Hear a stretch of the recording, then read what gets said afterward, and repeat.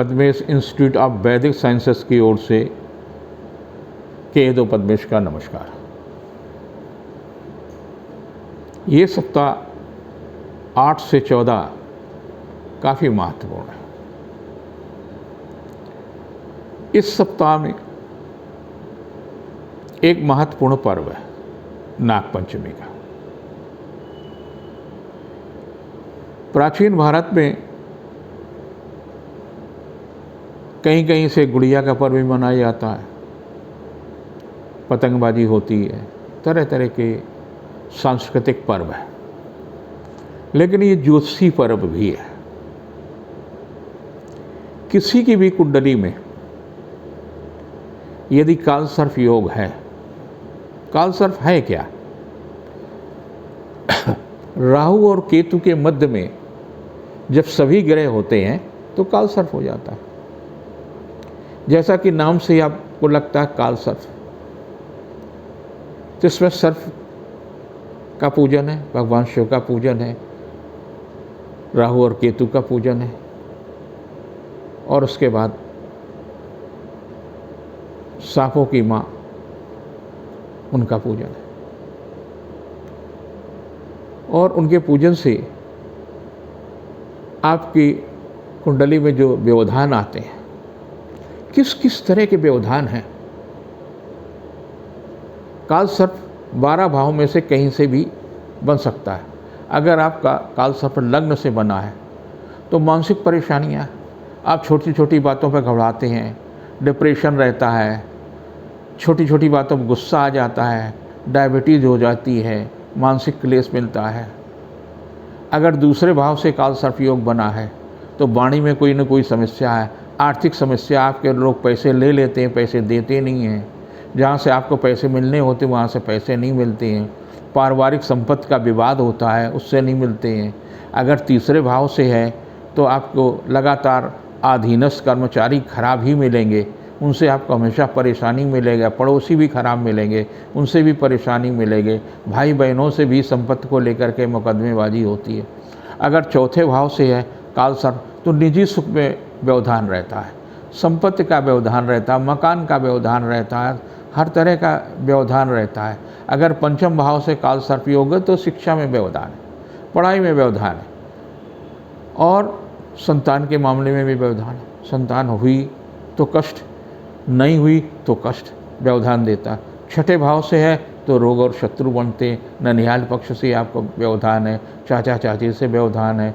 सप्तम भाव से अगर बन रहा कालसर्प योग तो दाम्पत्य जीवन में परेशानियाँ, पहले शादी विलम्ब से होती है, मनचाही शादी नहीं होती है, शादी हो भी गई तो उसमें व्यवधान होता, लगातार परेशानियाँ मिलती। अष्टम भाव से है तो किसी न किसी प्रकार का तनाव मिलता रहता है, अकाल मृत्यु भी हो सकती है, कार्य क्षेत्र में व्यवधान होता। नवम भाव में, भाग्य के भाव में अगर है तो आपको कहीं अंक कम आ गए, कहीं किसी प्रकार की परेशानी आई, कहीं किसी प्रमोशन होते होते रुक गया, व्यापार में भी टेंडर मिलने के बाद भी नुकसान हो रहा है, लोगों से पैसे नहीं मिल रहे हैं, भाग्यवश तमाम परेशानियाँ आ जाती हैं, जहाँ आपको लाभ मिलना चाहिए वहाँ नुकसान हो जाती है। दसम भाव का मतलब ये कर्म क्षेत्र में व्यवधान आता है, ऐसी समस्याएं आएंगी जैसे आपको कहीं किसी से मिलना, उस समय कोई आवश्यक काम लग गया, आप वो काम को नहीं कर पाए।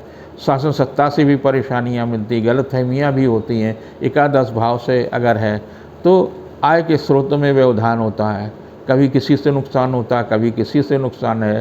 द्वादश भाव से अगर कालसर्प योग है तो मुकदमेबाजी होती है, कभी कभी गलतफहमी में नुकसान भी हो जाता है। तो इस प्रकार से कालसर्प योग अगर आपकी कुंडली में है, चाहे वो दाम्पत्य जीवन को लेकर के हो, चाहे पारिवारिक कलह को लेकर के हो, चाहे आर्थिक मामलों को लेकर के हो, और चाहे शिक्षा को लेकर के हो, चाहे संतान के मामले को लेकर के हो, चाहे कर्मचारियों से लेकर के हो, चाहे घरेलू कर्मचारियों से लेकर के हो, इनसे परेशानियां ही मिलती हैं। तो अवसर है 13 अगस्त को नागपंचमी का पर्व है, आप कालसर्प का पूजन और शांति करा लें। इसके अलावा उस दिन और क्या हो सकता है? अगर आपकी कुंडली में केमिद्री योग है तो उसका भी पूजन हो जाता है। अंगारक योग है, गुरुचंडाल योग है, सर्फ योग है, विष योग है।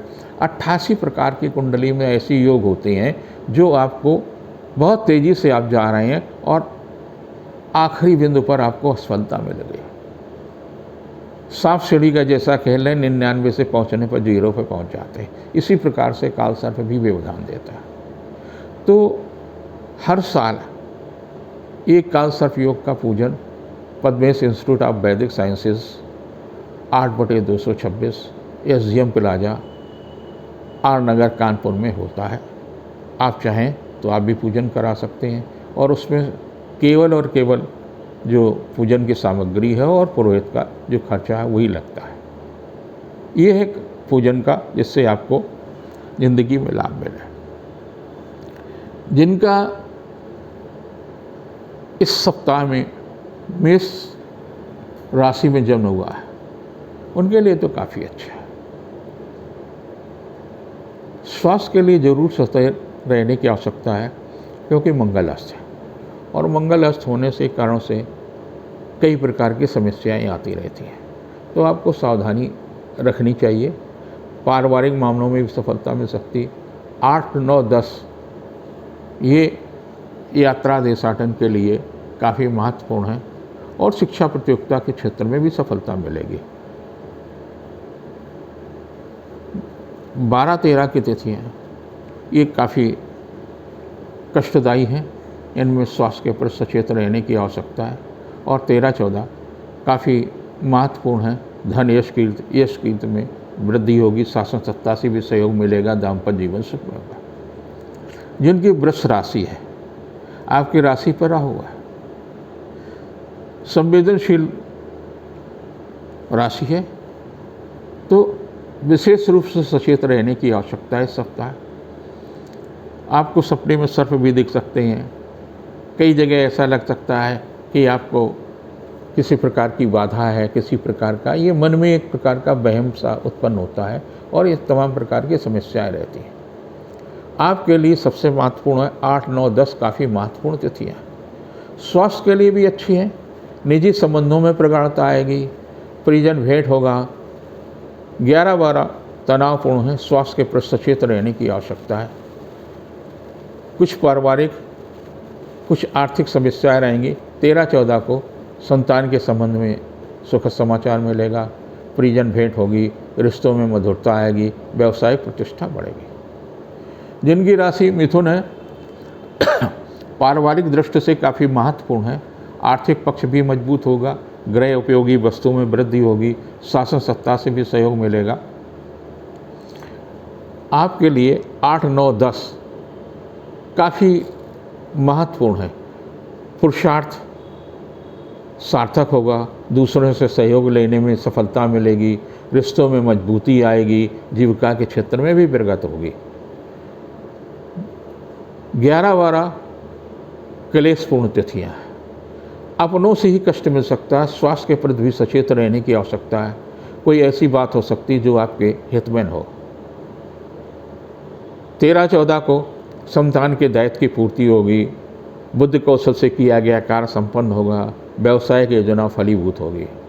जिनकी कर्क राशि है, आर्थिक पक्ष मजबूत होगा, चली आ रही समस्या का समाधान होगा, लेकिन आपको स्वास्थ्य के प्रति सचेत रहने की आवश्यकता है क्योंकि मंगल का जो अस्त होना है वो ठीक नहीं है, वो कहीं ना कहीं आपके लिए कष्टदायी है। तो स्वास्थ्य के प्रति विशेष रूप से सचेत रहने की आवश्यकता है। 8, 9, 10 को व्यवसायिक सफलता मिलेगी, आर्थिक पक्ष मजबूत होगा, धन यश कीर्ति में वृद्धि होगी, रिश्तों में मजबूती आएगी। 11, 12 को किया गया पुरुषार्थ सार्थक होगा, निजी संबंध प्रगाढ़ होंगे। 13, 14 को शासन सत्ता से सहयोग मिल सकता है, उपहार सम्मान, रिश्तों में मजबूती आएगी, जीविका के क्षेत्र में भी प्रगति होगी। जिनकी सिंह राशि है उनके लिए काफ़ी महत्वपूर्ण है, उत्साहवर्धक है। यात्रा देशाटन का लाभ मिल सकता है, जीविका के क्षेत्र में भी लाभ मिल सकता है, नई नौकरी, नए अनुबंध की दिशा में लाभ मिल सकता है। 8, 9, 10 संवेदनशील हैं तिथियाँ। भावुकता पर नियंत्रण रखने की आवश्यकता है। व्यर्थ की परेशानी और उलझनें भी हो सकती हैं, लेकिन 11, 12 को आर्थिक पक्ष मजबूत होगा। रुका हुआ पैसा मिल सकता है, कहीं नई नौकरी की तलाश में है उस दिशा में भी सफलता मिल सकता है। 13-14 को किया गया पुरुषार्थ सार्थक होगा, व्यवसायिक योजना फलीभूत होगी।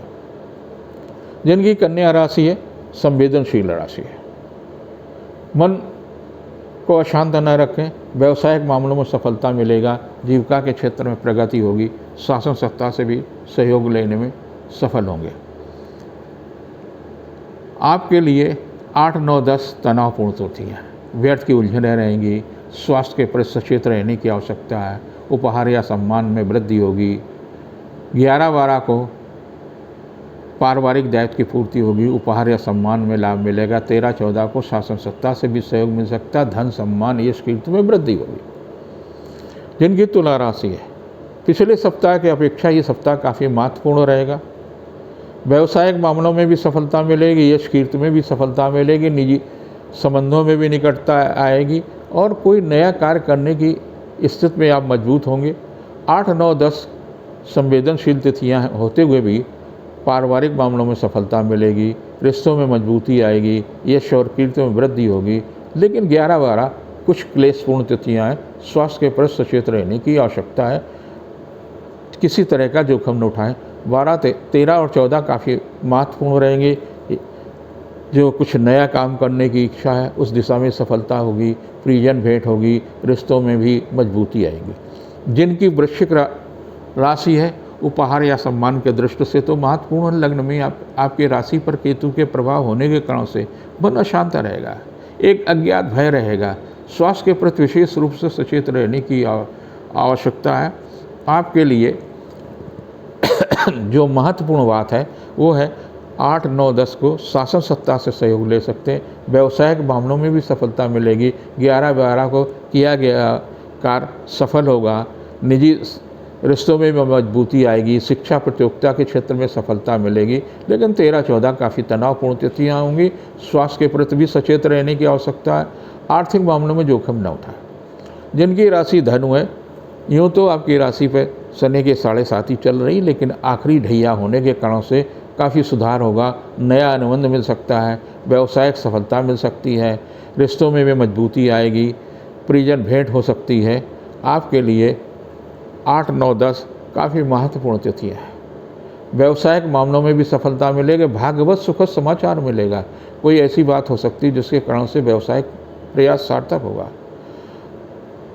11-12 को शासन सत्ता से और ख़ास तौर से महिला अधिकारी का सहयोग रहेगा, व्यवसायिक मामलों में प्रगति होगी।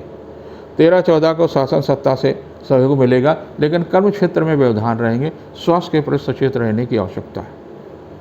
जिनकी राशि मकर है, यूँ तो आपकी राशि पर शनि है और शनि होने के कारण से कहीं ना कहीं एक भय है, कहीं स्वास्थ्य का भय है, कहीं किसी चीज़ खोने का भय है, लेकिन संतान के लिए सुखद है, संतान के दायित्व की पूर्ति होगी, आर्थिक पक्ष मजबूत होगा, उपहार या सम्मान में वृद्धि होगी। आपके लिए 8, 9, 10 तनावपूर्ण तिथियाँ, पारिवारिक उलझन हो सकती है, स्वास्थ्य के प्रति सचेत रहने की आवश्यकता है, व्यर्थ की तनाव मिल सकता है। 11-12 सुखद और उत्साहवर्धक है, कोई बहुप्रतीक्षित कार्य के संपन्न होने से आपकी प्रतिष्ठा में वृद्धि होगी। उसके साथ साथ में 13-14 काफ़ी महत्वपूर्ण है, व्यवसायिक मामलों में सफलता मिलेगी, महिला अधिकारी से भी सहयोग मिलेगी। जिनकी कुंभ राशि है, उनके लिए व्यवसायिक तनाव भी मिल सकता है, व्यवसायिक उपलब्धियां भी होंगी, उपहार सम्मान में भी लाभ मिलेगा, शासन सत्ता से भी सहयोग लेने में सफल होंगे और प्रतिष्ठा में वृद्धि भी होगी। आपके लिए 8, 9, 10 काफ़ी महत्वपूर्ण तिथियाँ हैं, व्यवसायिक मामलों में भी सफलता मिलेगी, यश और कीर्ति में भी वृद्धि होगी, जीवन साथी का सहयोग मिलेगा। 11-12 को व्यर्थ की उलझनें रहेंगी, स्वास्थ्य के प्रति सचेत रहने की आवश्यकता, मन अशांत रहेगा, किसी रिश्तेदार के कारण से या व्यवसायिक मामलों के किसी के कारण से तनाव मिलेगा। 13-14 काफ़ी महत्वपूर्ण होंगी, यश और कीर्ति में वृद्धि होगी, सामाजिक प्रतिष्ठा बढ़ेगी। जिनकी राशि मीन है, व्यवसायिक दृष्टि से काफ़ी महत्वपूर्ण सप्ताह है, आर्थिक पक्ष भी मजबूत होगा, लेकिन स्वास्थ्य के प्रति थोड़ा सा ध्यान रखने की आवश्यकता है, दूसरों से सहयोग लेने में भी सफलता होगी, जीविका के क्षेत्र में भी प्रगति होगी। 8, 9, 10 काफ़ी महत्वपूर्ण तिथियां हैं, लेकिन स्वास्थ्य के प्रति सचेत रहने की आवश्यकता है, व्यर्थ के झगड़े विवाद से बचें, 11-12 को जीविका के क्षेत्र में प्रगति होगी, शासन सत्ता से भी सहयोग मिलेंगे, दाम्पत्य जीवन सुख में होगा। 13-14 तनावपूर्ण है, स्वास्थ्य के प्रति सचेत रहने की आवश्यकता, व्यर्थ की उलझने रहेंगी। ये था आपका साप्ताहिक राशिफल। इसके साथ साथ में एक तो मैं अपने दर्शकों को धन्यवाद देना चाहता हूँ कि आप निरंतर इस कार्यक्रम को देखते हैं अष्टो पद्मेश जी यूट्यूब पर, और उनकी संख्या निरंतर वृद्धि हो रही है। और हम उनकी समस्याओं को निःशुल्क, पहले 10 समस्याओं को निःशुल्क समाधान करते हैं, और उसके बाद में जिनका नंबर आ जाएगा, जिनकी भी समस्याएं आती हैं, उनको निःशुल्क समाधान मिलेगा। एक ऐसा भी सप्ताह आएगा जिसमें हम कई दिन तक आपको लाइव देंगे। अभी व्यवस्था नहीं हो रही, जैसी व्यवस्था होगी अनाउंस करा जाएगा आपको निःशुल्क। लेकिन जो भी आपकी अपनी समस्या है, बार बार उसमें मत दीजिए। यूट्यूब पर अष्टो पद्मेश जी पर अगर डालेंगे तो आपकी समस्या का समाधान पहले 10 लोगों की निःशुल्क होगी। नहीं तो आपको 2500 रुपये देने पड़ते हैं, और 2500 रुपये हम शिक्षा के क्षेत्र में व्यय करते हैं।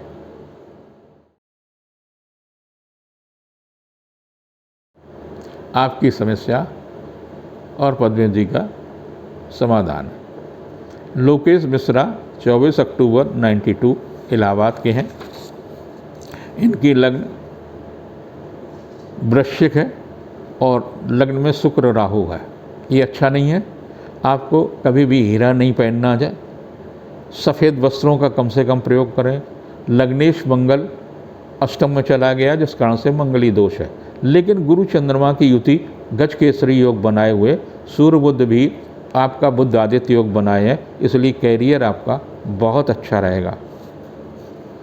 दूसरे हैं अमरदीप अवस्थी, ये हैं इटावा के, 21 जनवरी 81।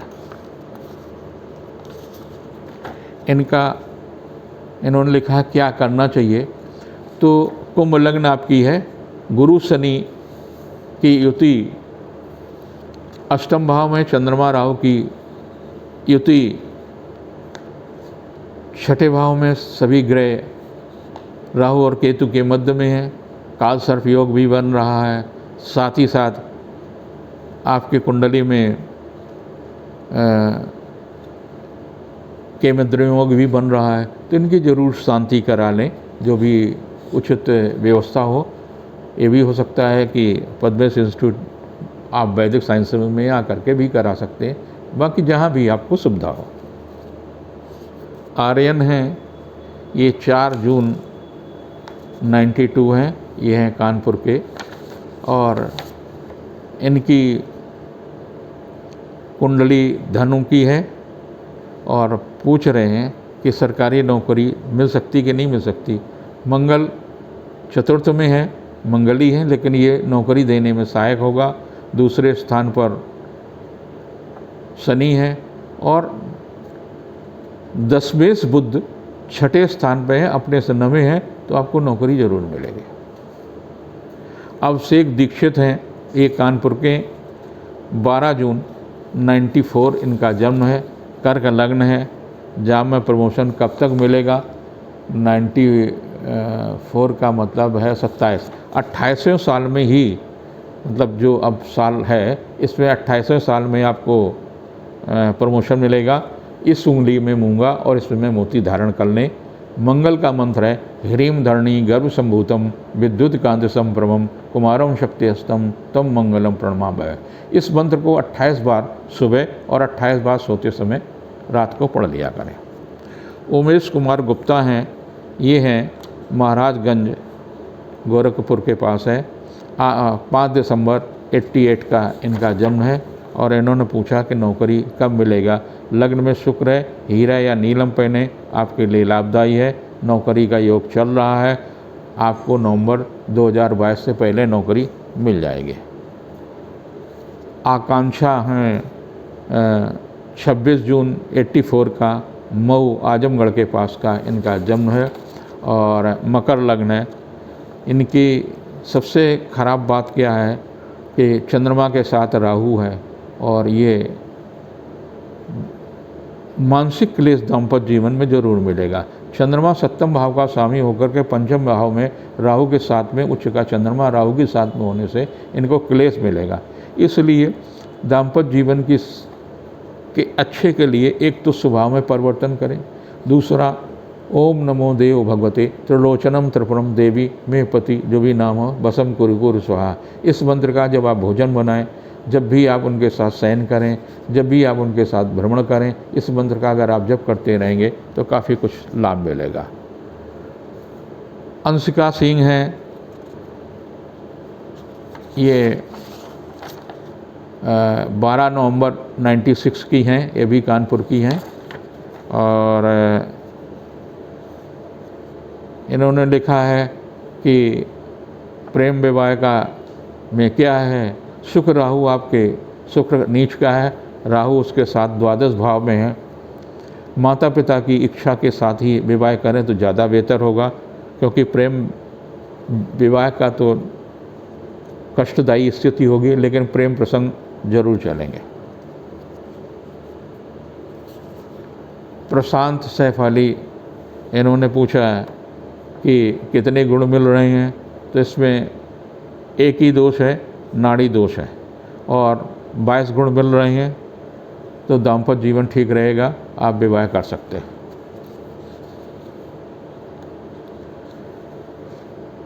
ध्येय की कुंडली है 31 मार्च 97 और द्वारका गुजरात का है। इनका है विवाह का मंगली दोष है, कुंभ लग्न है, तो 7.5 भी चल रही है, क्योंकि धनु राशि है, धनु राशि पर 7.5 है। विवाह का योग आपका नवंबर 2021 से शुरू हो रहा है और जुलाई 2022 के बीच में विवाह हो जाना चाहिए। नीता गुप्ता का आखिरी है। नीता गुप्ता 12 जून 69 भोपाल की हैं और इनके भी दाम्पत्य जीवन में समस्या है, मंगली दोष है और गुरु केतु दूसरे भाव में है, तो वाणी का कुछ न कुछ प्रभाव रहता है। चंद्रमा अकेला है तो 7.5। तो आप एक काम करा करें, शुक्रवार की रात को सोते समय एक कटोरी में सरसों का तेल ले लें, उसमें अपना चेहरा देखें। जब सुबह सो कर के उठेंगे तो शनिवार का देर होगा, उसमें अपना चेहरा देखें और उस तेल को पीपल को अर्पित कर दें। ये आपको दिसंबर 2022 तक करना है। अगर आप इसको करती रहती हैं तो दाम्पत्य जीवन में काफ़ी कुछ सुधार होगा। आप सबके लिए मंगल कामना, आपके लिए अच्छा हो, यही मेरी कामना।